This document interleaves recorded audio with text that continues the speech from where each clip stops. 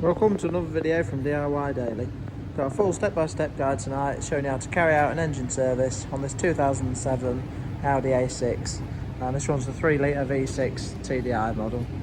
Obviously using a 2-poster ramp today. It does make the job a little bit easier. If you want using the ramp, all I do is just jack it up as high as I can on the sails here, put a couple of axle stands under it just to give us a bit of room underneath.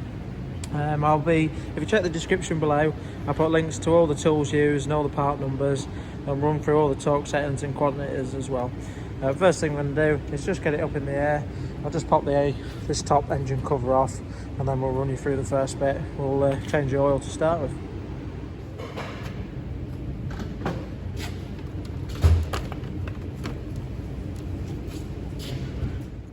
Just before I pop it up in the air, now the engine cover's off, and you just see in the middle here, this is the oil filter cap. It's got an element style filter inside that, and you're going to want a 32mm socket to get the cap off.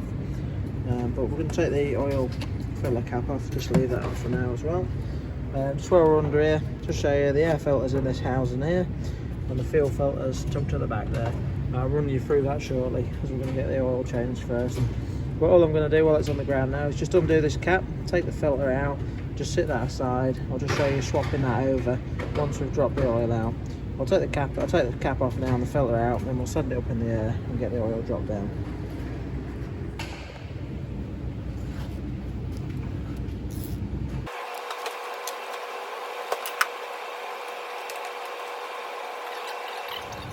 Alright, while we're setting it up in there, I'm just going to sit the old housing just upright to let the oil drain out before we get it swapped over.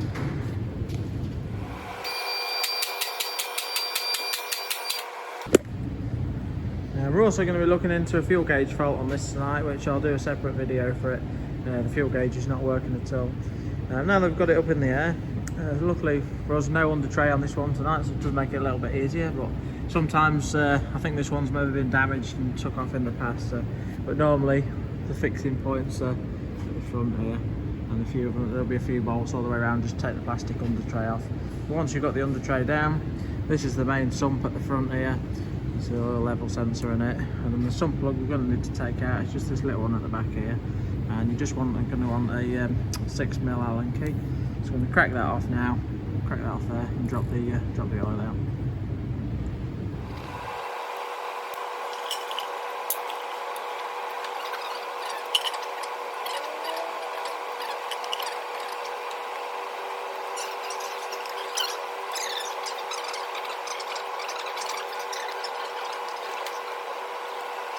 Just going to leave the oil draining for 5 minutes, and then we've got to swap the sump plug seal as well. You just see the old seal on the sump plug there is actually a copper crush washer that just crushes up on the seals. So I've got a new seal, and you can just see it's a little bit thicker, and it just has a crush bit in there, so it not actually runs flat when you nip it up. I'll just swap that over once it's drained for 5 minutes, and then we can get it back down, get the oil swapped in. And you just want to leave it so that the crush bit goes towards the sump. Now that the oil's drained, I'm just going to nip the sump plug up, and the correct torque setting is 30 Newton meters.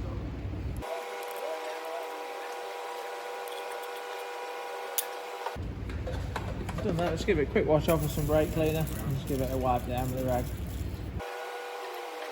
Now that it's nice and clean, when we're running it up at the end, it'll be nice and easy to check and make sure it's not leaking.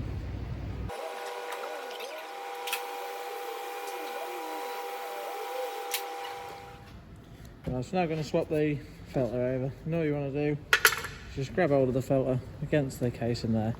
Sometimes get a little bit tight and just pop them out. Now there is a choice of 2 filters on it. It's to do with I think they look dead similar, but I think it's to do with the actual size of the centre in there. So, but I can see the old part number on here. This Purflux filter we're using today, I can match it up to that number there. So once we've done that, I'm just going to give the filter housing a wash out with some brake cleaner.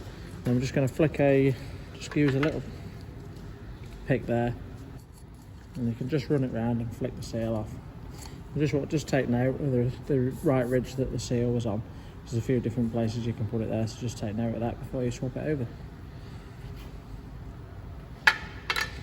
We've got the new seal. Just before you put it on, just run a bit of oil around it, which just helps. I think the difference on the two seals is This one's a 382 on the filters, and this has got a different type housing on it. It has like a square edge seal to it, whereas the other filter's got a rounded seal on it. So then all you want to do is just run it into the groove and just work it round.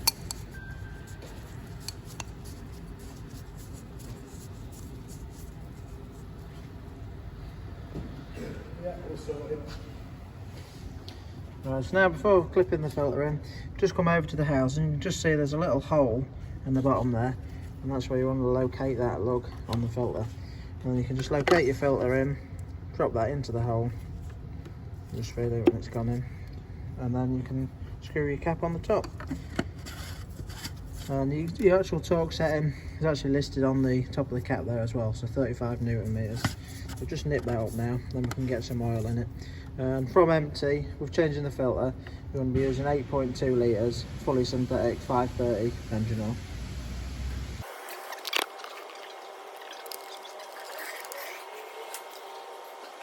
Again, just give that a quick wash off with some brake cleaner. Just when we're running it up, it'll just be a little bit easier to check for any leaks.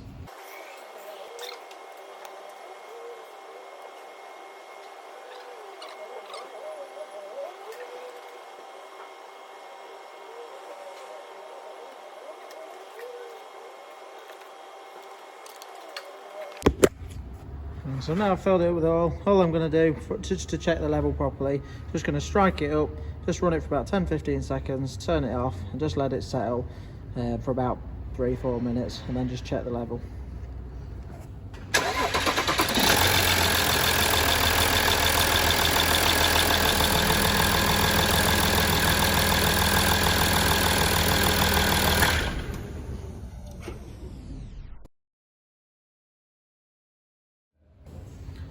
Right, so we've left that for about 5 minutes now. I'll just show you the dipstick before checking the level. Basically on this one, it's pretty straightforward. You can just see the min and the max there. So we just want it right to the just to the arrow on the max there.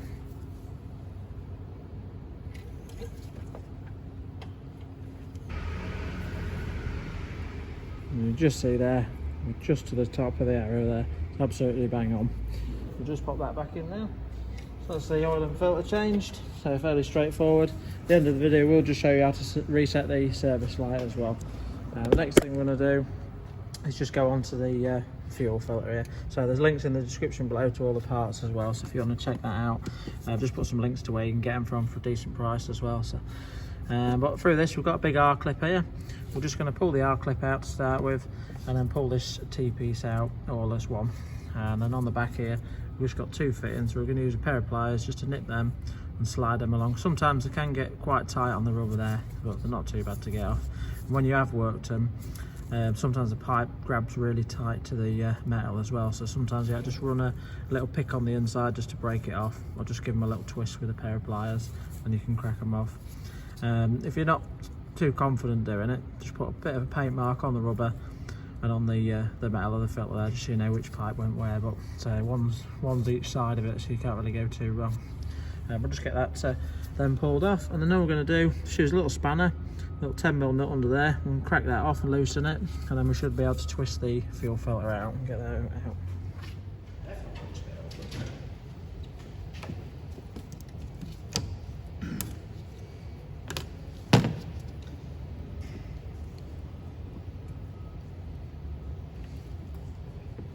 Just want to be a little bit careful with these T-pieces, they are a bit brittle. Sometimes they get a bit tight, so I'm just going to get a flat screwdriver, just see if I can just pry it apart. Quite easy to break them, so just want to be a bit careful with them, just work them a bit.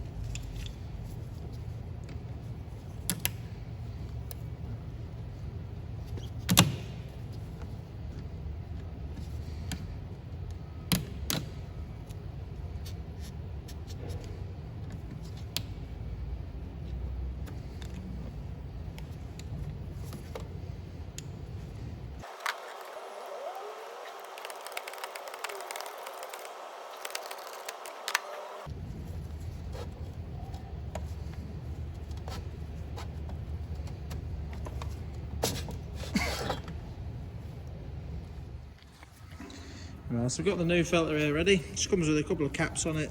Just a little protective cap on there. You can see there's a new seal around there. You just need to check that's on. And just pop the caps off there. And then we're just going to, just makes it a bit easier to start.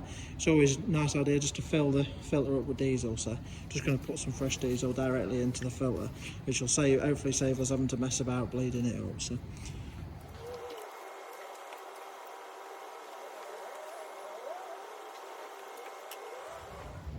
Right, so we've got the new filter full of diesel now, just make it a lot easier to start. So we can just simply slot the filter back in, just nip that bolt up, and then pop everything back on.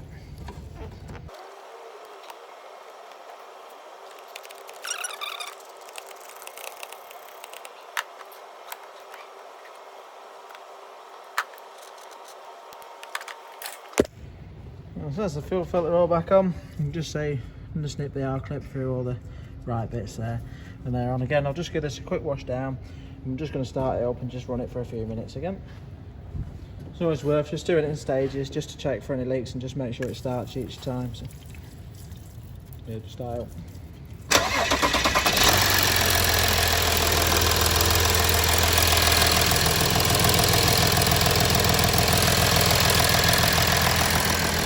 Sometimes when you have the filter off, you might get it cut out a couple of times, but it should, with the filter being full, it should just start pretty easy next time. Yeah, and if you hadn't put any fuel in it, you might just have to keep turning it over. While turning it over, just crack this little bolt off there until some fuel spills out, and it'll just bleed it up. But say if you just fill the filter up, it just makes it so much easier. So. But now that we've done that, we can go on to replacing the air filter. So the air filter is located in here. We've just got a little, we're just going to separate this there, just see that's pushed over. And then we've got the airflow meter that goes in the side here. So we're going to need to flick these tabs off. I think there's one either side. Yeah, one on the top, one on the bottom there. And then we'll show you the next step after that. But I think it should just be all these tabs around there, these little thick tabs there. Just flicking them off and we should be able to get it out, but I'll let you know if any different.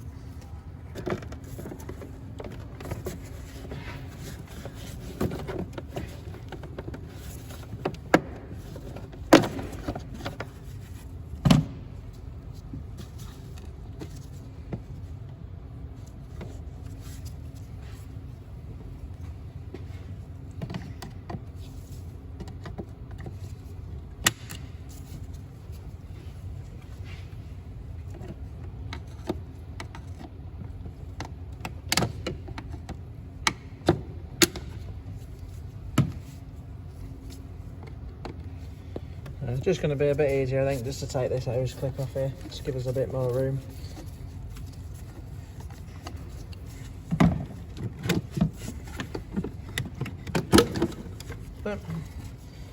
The pipe just gets a little bit tight in there, and there's a seal there as well. So when we've done that, just pop that seal out. Just as well as them two little tabs there, there is just it's a bit hard to show you, but just down the bottom side here, there's just a little tab there as well. You just need to flick off, and then it just pulls apart away from the back there.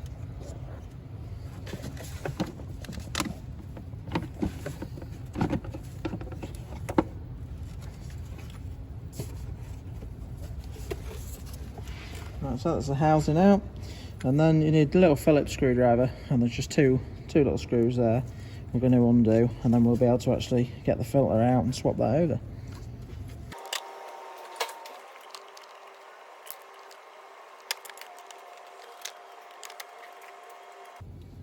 Right, so we've got the new air filter there. You just line up just the little lugs for the screw holes there.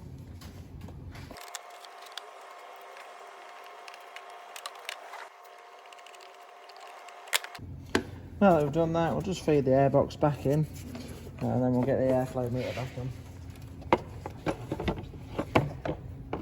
You just need to be careful just to line up. It's got the new seal on there. Just line that up into the groove at the bottom.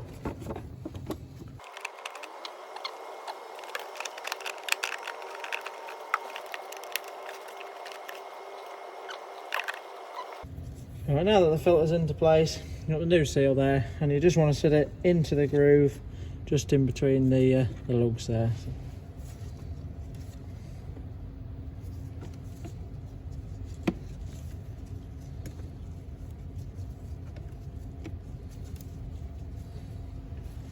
Once that's in, just put there's little locators for the airflow meter, and just make sure it does slide in nicely and not push the seal out as you put it on.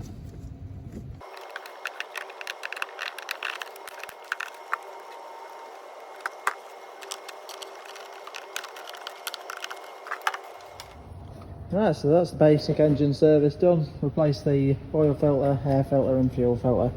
Obviously there's just the levels you want to be checking, make sure the coolant's in between the min and the max there. Check the brake fluid. Obviously it's not as involved as doing like a full service on it, but that's the basic engine filters replaced. We'll just go in the car now and just show you how to reset the service light. Right, so we're just using the snap-on diagnostic machine today. I'll just show you, just coming down the right hand side here. The EOBD port is just up under there, so that's where we've got that plugged in. Basically, to do the service light through the controls, so there's only so much of it we can do. And if you go onto your main menu with your car there, I'll bring this new menu up there, and you use the toggle on here. What I want to do, it's actually on the service interval there at the minute. Oh, sorry, just put the ignition on. Shut the ignition on to stage 2 there, and it'll allow you to do all the options then. We'll scroll down. Service interval display. Just click the button there just to select it. You can see on there, service, next service in 3,600, 414 days. It's not actually on this one. A lot of them allow you to scroll down and just give a simple option to reset, and it'll just reset it, but it's not actually got it on there, so just go back, make sure there's nothing else. Some of them do have it, but it looks like this one hasn't, so it's all going to have to be done by a diagnostic machine. But basically we've got the snap-on scanner on it, so we'll just go into there.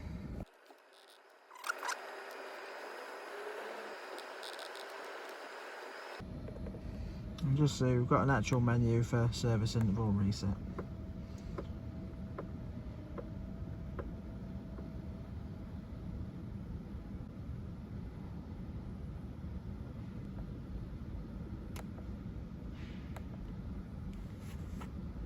Now that we've done that, we'll go into the service menu on the computer now. Let's go over to service interval. So you can see it's just changed the menu there, but it's just saying it's not yet available. Sometimes these Audis, when you've reset them, they'll just basically just show you might have to do a few miles down the road, or once it's been running for a few minutes, it'll just reset and show you the new value in there. But it's definitely been reset. It just takes a bit to register it. So now all we're going to do is just run it up, basically, have it running on the ramp for about 5-10 minutes. We'll just have a good look underneath, make sure everything's sealed up, have a good look around the filter housing on the top and the fuel filter as well, just make sure that's all sealed up, and give it a quick road test, make sure everything's alright. But I thought I'd share the video with you all, hope it helped. If it did, give it a quick thumbs up and subscribe to the channel. And if you check out the description below, so there's links to all the torque settings, all the parts used, and just some sites where you can get some bits for decent money as well. So, but yeah, thanks for watching, and we'll see you next time.